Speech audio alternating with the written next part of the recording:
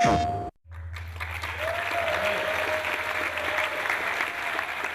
are here for a game that has received already a lot of accolades and is yet to come out and won't be coming out until next year. But I can even personally say that when I saw Last of Us for the first time, I realized that there's something very new and very special happening with this game. Given the fact that it's coming from one of my favorite developers ever, Naughty Dog. Yes, round of applause. Now, what are the circumstances of this world? I mean, we've heard apocalypse, we hear the word infected, and there's so much out there that's like it. But the game has its own kind of unique telling of life after the fall, I guess. We started with, after we got off of Uncharted 2, we're trying to figure out what we're going to do. And we were watching the Planet Earth BBC series, and there's this section in there where David Attenborough is talking about the cordyceps fungus, and there's this zombie ant, basically, that this cordyceps fungus, which is uniquely situated for every single different type of insect in the jungle, will take over that insect's brain, and in the ant's case, make it crawl up on a piece of grass. A fungus grows out of its head, and then it releases its spores, thus infecting more ants and repeating the cycle. And we're like, all right, well, what if, that's our jumping off moment, what if that could happen to humans? Mm-hmm. And so that's kind of where it started, and we liked this idea a lot. And of course, the visuals of the fungal infection was really interesting and intriguing for us. And we thought it brought something new to the sort of the genre we like.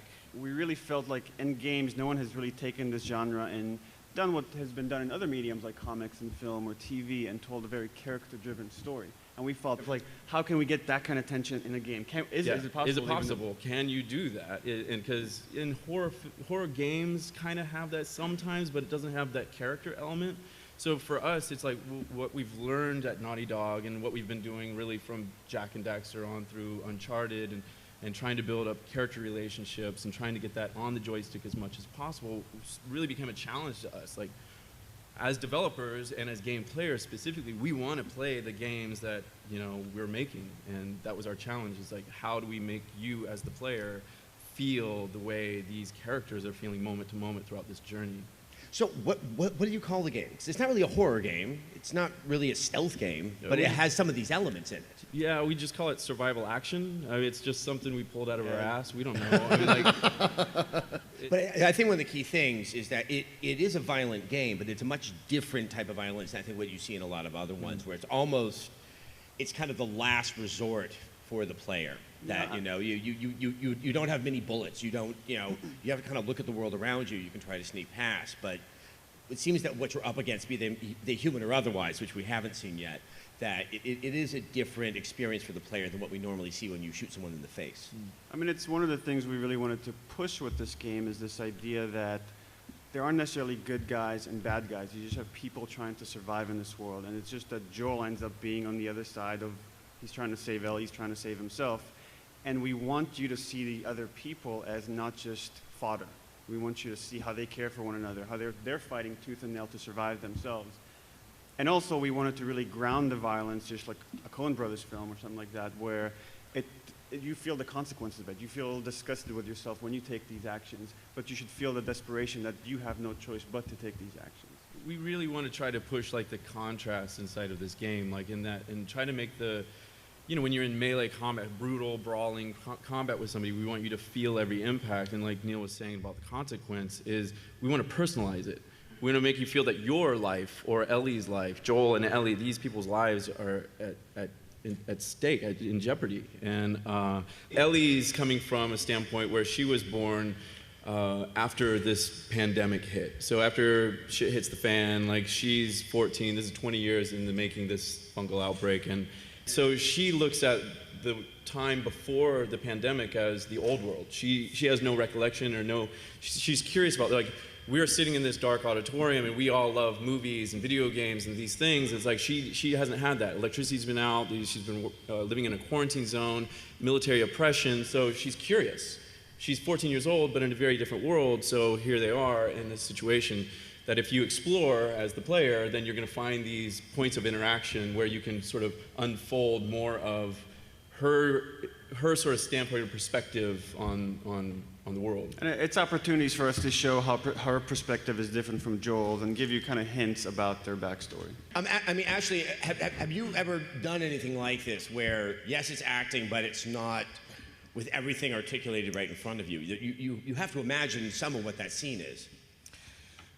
Right. This is the first time that I've done mocap or performance capture, as they're calling it now. For money.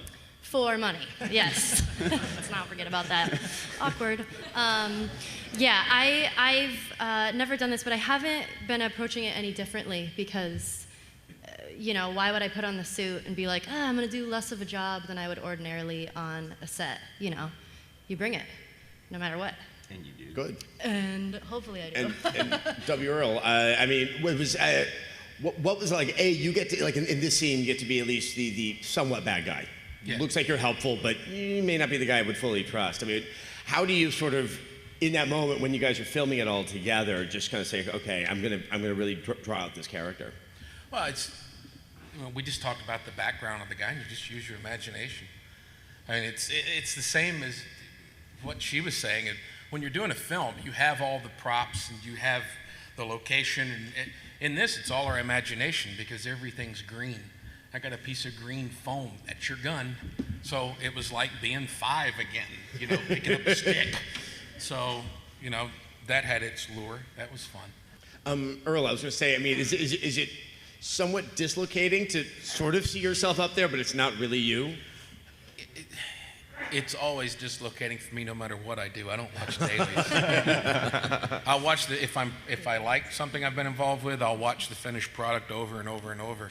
But I can't watch dailies. I get too self-conscious. I mean, I guess given the idea that it can be played with, you know, the image or any of the characters you guys are playing, you're like, well, can I have long flowing locks? You know, there's no, you know, it's got rid of my bald spot. Yeah. I was very happy with Look at me, I'm already having that fantasy right now. So, I think going back to character and how it integrates into the game is that you guys aren't just participating in the cut scenes, you know, when it's really advancing a lot of the story, but that characterization has to be present in the gameplay as well, especially if you're going to try to capture that sense of tension and that there's something at stake. How do you guys all work together so that that same characterization is when the player is actually in control of you guys? Taking the same thing that we've learned about this performance capture and getting actors on stage together, and it gives you a more realistic, you know, more contextually based performance. That we've been using that now for our quote-unquote enemies, our humans that are populating the world, and making sure that when you have a faction working together, they care about each other. They might not care about you, but we want that same interaction between two enemies out there. They're going to talk about what they're doing and how they're getting through that day or whatever, or how they're coordinating within combat. And that when you shoot one, that the other one's going to react. And because we'll have multiple actors doing ADR at the same time, you get a more realistic performance. Like, it's not so stilted and disjointed between these two, but it feels like one is responding to the other one, which is also, I think, unique. And I think what's interesting about some of that dialogue is, like you said, they're just kind of talking about, like, hey, I got roots, you got berries. You know, they're not like, hey, I can't wait to be evil now. And that really plays into the idea that this isn't so an easy right or wrong. Like, oh, okay, he's been designated a bad guy, so I'm just going to pop him in the head. I mean, that seems to be just running Sure through wish the I whole had a game. puppy to kick. Actual line from the game. I think we're ready for a handful of questions. Feel free to ask someone here on this illustrious panel. So my question is, how do you, because this could, obviously could be done into a really great movie. How do you find a balance between making it a movie and not sacrificing gameplay, like having really good gameplay as well as a really thought out and cinematics movie, all that? I think as long as you look at it, we're not trying to make a movie and a game, we're trying to make an interactive experience, and that can come across as a very cinematic at moments, or it can come across as just focusing on the gameplay. And I think as long as what you're worried or focused on is making sure that each of those elements stand up, that those moments feel real, that the characters feel real, and the gameplay is both immersive and propels you forward, then it doesn't matter if you want to say it's movie-like or it's more game-like. I think you're creating something completely new, yeah? All right, let's have our last question. Try to keep it down to, I don't know, 2, 3 words. How much will the fungus or the paranoia surrounding the fungus affect the game or story? I mean, for us, it's what we love about this genre is the kind of the threat of either the zombies or the disease or whatever it is creates all this tension on characters, forcing them to make really difficult decisions. So for us, it's an awesome setup, but we don't want it to be like a zombie shooter. So we're gonna kind of pick and choose where we show those things and where you feel that threat, but the story isn't about that. It's about the bond between Joel and Ellie. That was absolutely awesome. Thanks so much for the time of Bruce, of Neil, of Ashley over there. Give your round of applause. Thank you, guys.